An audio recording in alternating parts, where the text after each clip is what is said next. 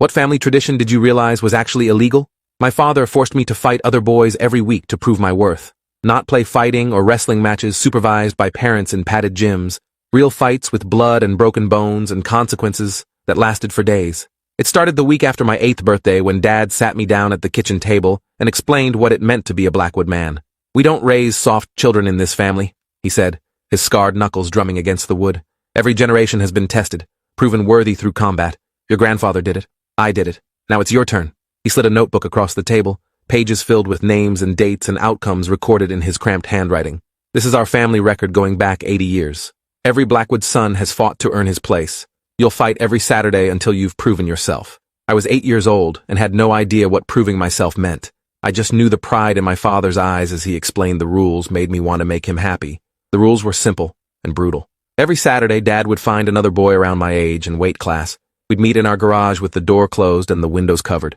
No padding, no mouth guards, no protective equipment of any kind. Just two kids and the understanding that the fight ended when someone couldn't continue or tapped out. Dad recorded everything in his notebook. Date, opponent's name, duration, outcome, injuries. He treated it like a science experiment, analyzing my technique and pointing out weaknesses I needed to improve. My mother never came into the garage during fights. She'd stay in the house with the TV volume turned up loud enough to drown out the sounds. My younger sister, Autumn, wasn't allowed anywhere near the garage on Saturdays. This was between father and son, a tradition that women couldn't understand or participate in. My first fight was against a boy named Colin, whose dad worked with mine at the construction company. Colin was bigger than me by at least 20 pounds, and I learned later that Dad had specifically chosen him to teach me that size didn't guarantee victory if you fought smart and mean. I got destroyed that first fight. Colin hit me so hard I saw stars. My lips split open and blood ran down my chin, metallic and warm. I tried to fight back, throwing wild punches that mostly hit air. Dad watched from the corner, not intervening, not stopping it even when I started crying. The fight lasted maybe 3 minutes before I collapsed, too hurt and exhausted to continue. Colin's dad pulled him back, and my father wrote the outcome in his notebook. Loss by exhaustion. Afterward, Dad cleaned my wounds in the garage sink and explained where I'd gone wrong. "You telegraphed every punch. You fought angry instead of smart. You gave up instead of pushing through pain. Next week will be better." I nodded, because what else could I do? This was my family's way. This was how Blackwood men were made. My mother waited until Dad left before coming to check on me, her face pale and her hands shaking as she dabbed antibiotic ointment on my split lip. "Does it hurt badly?" she whispered. I told her I was fine, even though my ribs ached with every breath. The second fight was against a kid named Damien, whose father was one of Dad's old army buddies. Damien had done this before. I could tell from the way he moved, calculated, and controlled. He didn't waste energy on wild swings. Every hit landed exactly where he intended. I lost again, this time with a black eye and a sprained wrist. Dad recorded it in the notebook. Loss by technical skill deficit. He wasn't disappointed, just analytical. "You're learning," he said. "Every loss teaches you something wins can't." The pattern continued for months. Every Saturday, a new opponent. Sometimes I knew the other boy from school or the neighborhood. More often, they were strangers, sons of men in Dad's network who all shared this same twisted tradition. I started winning occasionally by the time I turned 9. The first victory felt amazing. This rush of pride when Dad wrote my name in the winner column. I'd beaten a boy named Lucas who'd underestimated me, and standing over him while he caught his breath made me feel powerful in a way nothing else had. Dad's approval afterward was intoxicating. That's my son. That's a Blackwood. By age 10, I was winning more than I was losing. My body had adapted to the weekly violence. I'd learned to take hits without flinching, to ignore pain until the fight was over, to read opponents and exploit their weaknesses. Dad said I was a natural, that the fighting spirit ran strong in my blood. He started entering me against older boys, tougher opponents who'd been doing this longer. The stakes increased. Injuries became more severe. I broke my nose twice before I turned 11, fractured my hand punching someone's skull, collected scars on my knuckles and face that I'd carry for life. But I also collected wins, each victory recorded in Dad's notebook, proof that I was worthy of the Blackwood name. School became difficult for different reasons. I'd show up Monday morning with fresh bruises and split lips, and teachers would ask questions. I'd lie, say I fell off my bike or got in a scuffle at the park. The school nurse started recognizing a pattern, but I'd learned from Dad exactly what to say to deflect suspicion. "My parents are great. I'm just clumsy. I play rough with friends." The other boys in Dad's fighting network had the same cover stories. We'd see each other at school sometimes, exchange knowing looks but never speak about Saturdays. It was an unspoken rule. What happened in our garages stayed private. This was family business, tradition, not something outsiders would understand. I made one real friend during those years, a kid named Quinn, who moved to our neighborhood when I was 11. Quinn was small and quiet, the kind of kid who got picked on by bullies. I started defending him at school, using the fighting skills Dad had beaten into me for something that felt good and right. Quinn was grateful, stuck to me like a shadow, and eventually, I told him about the Saturday fights. His eyes went wide. That's insane. Your dad makes you fight for real? I shrugged. It's just what Blackwood men do. It's tradition. Quinn looked at me like I'd grown a second head. That's not tradition. That's abuse. The word hit me wrong. Abuse was what happened to kids with bad parents, kids whose fathers hit them for no reason or neglected them. My dad wasn't abusive. He was strict, demanding, preparing me for a hard world. But Quinn's words planted a seed of doubt that grew slowly over the next years. I started paying attention to how other families operated. Friends whose fathers taught them to play catch or fix cars or build things. None of them had fight nights. None of them had notebooks recording victories and defeats. None of them showed up to school with the consistent injuries I carried. Maybe Quinn was right. Maybe this wasn't normal. The doubt made me hesitate during a fight when I was 12. My opponent was a boy named Isaac who fought dirty, going for eyes and throat. I should have matched his aggression, but Quinn's voice was in my head. This is abuse. The hesitation cost me. Isaac landed a hit that knocked me down hard, and I couldn't get back up before the count. Dad recorded the loss with a tight jaw. After Isaac and his father left, Dad made me stay in the garage. What happened out there? You had him. I don't know. I hesitated. Why? I couldn't explain about Quinn, about the seed of doubt, about starting to question everything. So I said I was tired, that I'd had a long week at school. Dad's expression hardened. Excuses are for weak men. Blackwoods don't make excuses. He made me train harder that week. Extra hours in the garage working combinations, building endurance, eliminating any softness that might cause hesitation. By the next Saturday, I was ready to fight without thinking, without questioning. I won brutally against a boy named Leo, and Dad's pride erased the memory of my doubt. This was who I was supposed to be. A fighter. A Blackwood. When I turned 13, Dad said I'd graduated to a new level. You've proven you can win against boys your own age. Now we test you against men. The word sent ice through my veins. Men? How much older? Dad smiled. Old enough to have experience.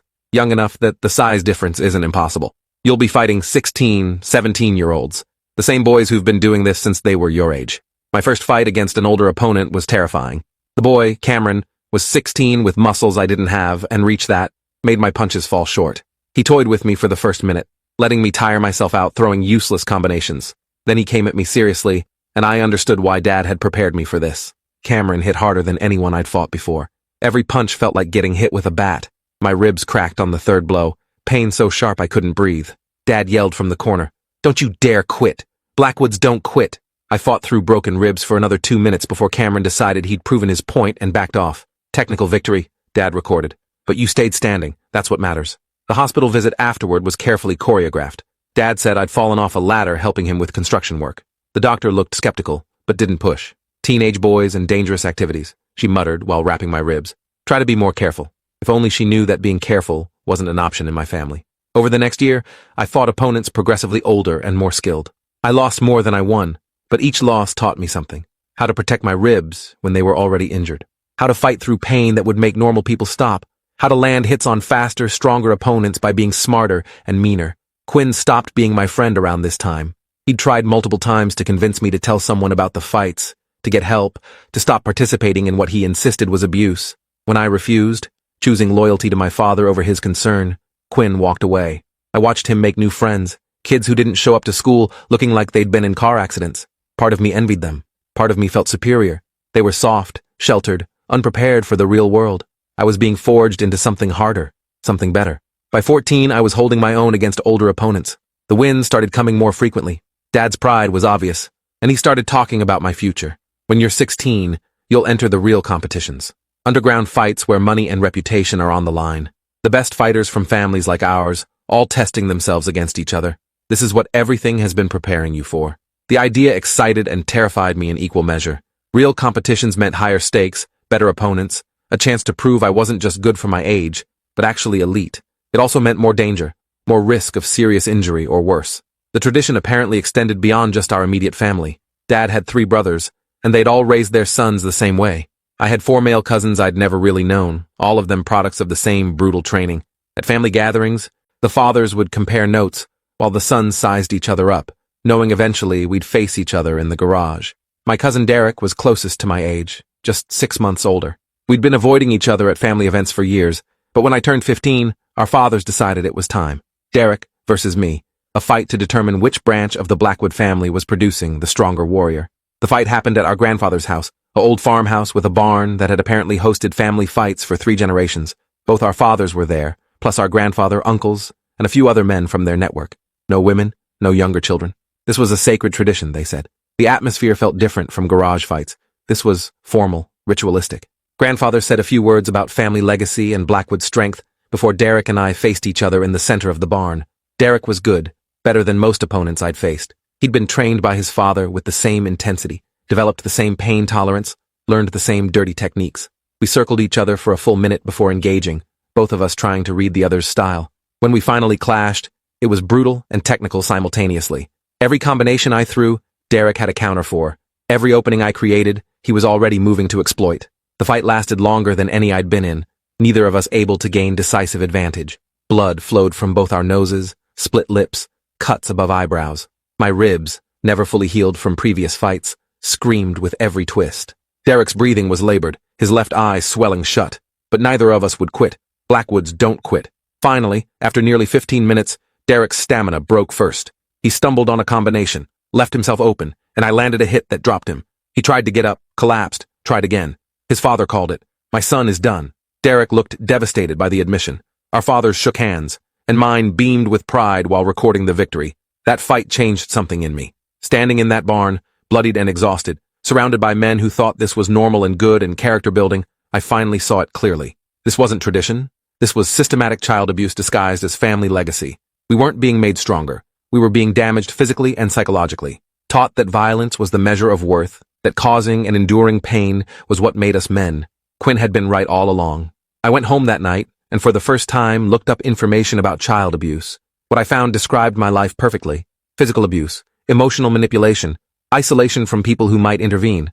The websites all said the same thing. This isn't normal. This isn't okay. You deserve help. I spent hours reading stories from other survivors, people whose families had inflicted trauma and called it love. I wasn't alone. What was happening to me was happening to others, and it could stop if I was brave enough to speak up. But speaking up meant betraying Dad, destroying the family tradition, proving I was weak after all. The internal war kept me silent for weeks. The decision was made for me when I was paired against a boy named Felix, who was 17 and had a reputation for not knowing when to stop. Dad warned me before the fight. Felix has hospitalized opponents before. You need to be defensive, smart, willing to quit if things go too far. But Blackwoods don't quit, I said, throwing his own words back at him. He looked uncomfortable. Sometimes tactical retreat is the smartest move. Today might be one of those days. The fight with Felix was the worst experience of my life. He came at me like he was trying to kill me, not just win. Every hit was aimed at vulnerable spots. Throat, kidneys, the back of my head. I tried to defend, but Felix was too fast, too vicious. Within 2 minutes, I was on the ground, taking hits I couldn't block. I heard my father yelling to stop the fight, heard Felix's father trying to pull him back. Felix landed one more kick to my ribs before they managed to separate us. I couldn't breathe, couldn't move. Everything hurt in ways that transcended normal pain. Dad carried me to his truck, and for the first time in 7 years of fighting, took me to the emergency room without a cover story. The ER doctor took one look at me and called security. This wasn't caused by falling off a ladder or rough play. These are defensive wounds consistent with assault. Who did this to you? I looked at Dad, who was shaking his head slightly, silently begging me to lie. But I was done lying, done protecting a tradition that had nearly gotten me killed. I told the doctor everything. The Saturday fights, the family tradition, 7 years of systematic abuse disguised as character building. Dad's face went white, then red. I heard him arguing with hospital staff about parental rights and family business. Security asked him to leave while they called the police and social services. A detective arrived while I was getting x-rays for my cracked ribs and possible internal bleeding. Detective Owens was patient and kind, letting me tell the story at my own pace. She recorded everything, asked for names of other boys who'd been involved, wanted details about the adults who'd organized and supervised the fights. I gave her everything I had, including Dad's notebook, which was still in his truck. That notebook became the key evidence. 7 years of recorded fights, dozens of boys' names, proof of systematic organized abuse across multiple families. When Detective Owens saw it, her expression went dark. This is bigger than one family. This is a criminal network. Over the next days, the investigation exploded. Police interviewed every boy I'd named, every family involved. Most parents denied everything at first, claiming I was lying or exaggerating. But the medical records didn't lie. 15 boys between ages 8 and 17, all with histories of injuries consistent with fighting. All with similar cover stories about being clumsy or playing rough. The pattern was undeniable. My father was arrested, along with 11 other men who'd participated in organizing or supervising the fights. They were charged with child abuse, endangerment, and conspiracy. The adults tried to claim it was mutual combat, that the boys had consented. The prosecutors shut that down fast. Children can't consent to abuse. Period. Dad called me from jail, and I almost didn't answer. When I did, he wasn't apologetic. He was furious. You destroyed our family, destroyed generations of tradition, made us all look like criminals when we were just trying to make you strong. I hung up without responding. There was nothing to say to someone who still believed beating children was an acceptable parenting strategy. Mom filed for divorce immediately, claiming she'd never approved of the fighting, that Dad had done it behind her back. That was partially true. She'd never actively participated, but she'd known and done nothing to stop it. That made her complicit. CPS got involved, evaluating whether Autumn and I could safely stay with Mom. The investigator asked tough questions about Mom's role, about what she knew and when. Mom cried through the interviews, insisting she'd been afraid of Dad, that she'd wanted to stop it, but didn't know how. I'm not sure I believed her entirely, but the alternative was foster care, and I'd already lost enough. Autumn was traumatized by everything. She'd known vaguely about the Saturday fights, but never understood the extent. Knowing her brother had been systematically abused for years while she watched TV with the volume up had shattered something in her. She stopped talking to Mom for weeks, angry that the adults who should have protected me had failed so completely. The trial was a media circus. Local news picked up the story, underground child fighting ring exposed, and suddenly, our family's private shame was public entertainment.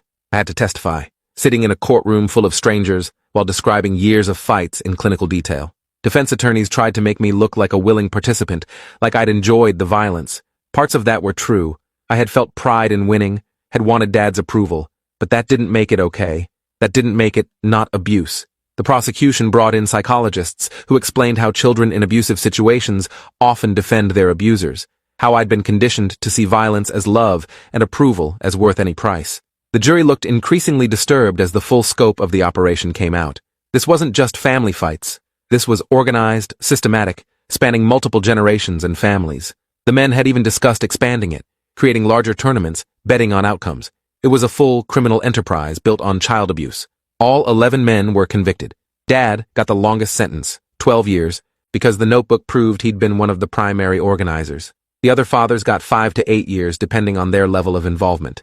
The boys involved all reacted differently. Some, like Derek, were angry at me for exposing the tradition and destroying their relationships with their fathers. Others were relieved, grateful someone had finally stopped something they'd been too scared to speak about themselves. A few had been so thoroughly conditioned they still insisted this was normal, that we were all being punished for something that had made us strong. I started therapy immediately. Dr. Kensington specialized in trauma from child abuse, and she helped me understand how the fighting had affected my development. I'd learned to solve problems with violence, to measure my worth by my ability to hurt others, to disconnect from my body during pain. These patterns didn't disappear just because the abuse stopped. They required years of work to unlearn. Physical therapy helped with the accumulated damage. My ribs had been fractured multiple times and healed poorly. My hands had arthritis from repeated breaks. I had chronic pain in my back and shoulders from the years of impacts. I was 15 years old with the body of someone much older who'd been through wars. School was different after everything came out. Everyone knew who I was, the kid from the fighting ring family. Some people treated me like a victim to be pitied. Others thought I was dangerous, violent, someone to avoid. A few kids approached me wanting to hear war stories, treating the abuse like it was something cool and exciting. I hated all of it. I just wanted to be normal, but normal wasn't possible anymore. Quinn reached out after the trial, apologizing for walking away when I'd needed him. I told him he'd been right to protect himself, that I hadn't been ready to hear the truth back then. We rebuilt our friendship slowly, carefully. Quinn never asked about the fights unless I brought it up first. He'd just invite me to play video games or watch movies, normal teenage stuff that helped me remember there was life beyond violence. I graduated high school at 17, 2 years after the trial. Autumn was doing better by then, back to talking to Mom, processing her own trauma around failing to protect me. Mom and I had a complicated relationship. I didn't fully forgive her for her inaction, but I understood she'd been a victim in some ways too, trapped by her own fear and learned helplessness. She'd started therapy and was working through her guilt. I got accepted to a state university for social work. I wanted to help other kids trapped in abusive situations, wanted to be the person who intervened before years of damage became permanent. My experiences gave me perspective most social workers don't have. I could spot the signs of systematic abuse, recognize the defense mechanisms kids use to protect their abusers. During my first internship, I worked with a boy named Isaac whose father was beating him regularly, but calling it discipline. Isaac defended his father fiercely, insisting he deserved the beatings, that his father was just trying to make him better. I saw myself in Isaac so clearly it hurt. I shared parts of my story with him, not all the details, but enough. I told him about thinking my father's abuse was love, about defending the tradition that was destroying me, about how much better life got once I stopped making excuses for violence. Isaac cried when I finished. I thought I was the only one. I thought I was crazy for thinking something was wrong. You're not crazy, and you're not alone. We got Isaac removed from his father's custody and into therapy. Watching him start to heal reminded me why I'd chosen this path. I'm 23 now. Dad gets out of prison next year, and I don't plan to see him. He's sent letters that I haven't opened. Mom says he's remorseful, that prison changed him, that he understands now that what he did was wrong. Maybe that's true. But remorse doesn't undo 7 years of systematic abuse. It doesn't give me back the childhood I lost or fix the chronic pain I'll carry forever. Derek reached out last year, the cousin I'd fought in grandfather's barn. He'd been in therapy too, working through his own trauma. We met for coffee and talked about the tradition, about how our fathers had damaged us. Derek admitted he'd hated me for years after the trial, blamed me for destroying the family. But therapy helped him see that I'd saved us, that we'd been on a path towards serious injury or death. We're not close, but we're not enemies anymore. Just two survivors trying to make sense of shared trauma. I still have nightmares about the fights sometimes. Wake up with my heart racing, hands clenched into fists, ready to defend against an attack that isn't coming. Dr. Kensington says PTSD from prolonged childhood trauma can take decades to fully process. I'm working on it. The question that started this was, what family tradition did I realize was actually illegal? For me, it was forced fighting. Weekly violence disguised as character building, systematic abuse wrapped in talk about legacy and strength. But I've learned through my work that lots of families have traditions that cross legal and ethical lines. Parents who force extreme dieting on children and call it health consciousness. Families who practice corporal punishment severe enough to qualify as abuse, but defend it as discipline. Religious communities that isolate children and call it protection. The common thread is always the same. Adults with power using tradition as justification for harmful behavior, and children who don't know any different, accepting the harm as normal until someone outside the system points out the truth. If you're reading this and something about your family's traditions makes you uncomfortable, if you're being hurt physically or emotionally but told it's for your own good, if you're isolated and told it's protection, trust your instincts. That discomfort is your mind recognizing that something is wrong. You deserve safety and respect and kindness, regardless of what your family's tradition demands. And speaking up, though terrifying, might be the thing that saves not just you, but others trapped in the same cycle. I spent 7 years being systematically abused and thinking it was love. I've spent the last 8 years healing and helping others heal. The tradition ended with me, and every day I'm grateful I found the courage to break the cycle, even though it cost me everything I thought I knew about my family and myself. That's my answer. That's my story. And if it helps even one person recognize their own situation and reach out for help, then maybe all that pain served some purpose after all. Thanks for hanging out till the end. If you want more stories, make sure to subscribe and leave your take below.